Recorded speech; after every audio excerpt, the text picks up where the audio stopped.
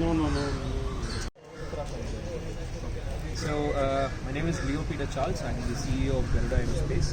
Recently, Garuda Aerospace had deployed its drone teams to help NDRF at the disaster site in Uttarakhand, Chamoli district. We were requested by the DIG of NDRF to immediately deploy for the location to assist NDRF in search and rescue. We took 3 systems and went, 2 heavy lift and 1 search and rescue drone. And once we landed in Dehradun, we were airlifted by the Indian Air Force to Joshimath, which was the landing base, from where we were taken to Tapovan Dam site. That's the dam that you see in the bottom of the second video that's generally now going around. There we were asked to help the NDRF to search for survivors in the tunnels near the foot of the river. And we used our smaller drones with flashlights to go about 200 meters into the tunnel.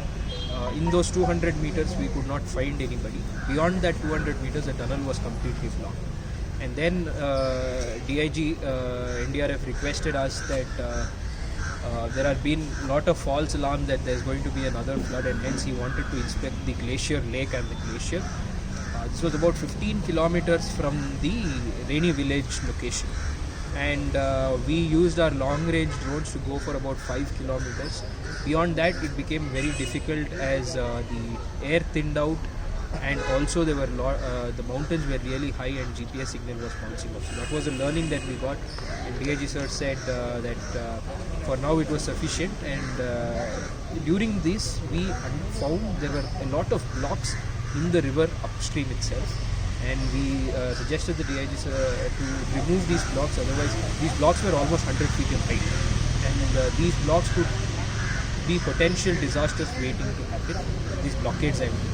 And that was also positively taken by the DIG. During this time, we also found the body of the general manager who had come from Kashmir. That was done through drones. We've done the entire surveillance of the river upstream and downstream, both the locations. Also, we provided maps of the disaster site to help NDRF for better understanding of how for the location, and also to help search and rescue happen faster. We also did stringing to connect bridges. 6 bridges got washed away, and we helped with stringing as well. So this is what we did there.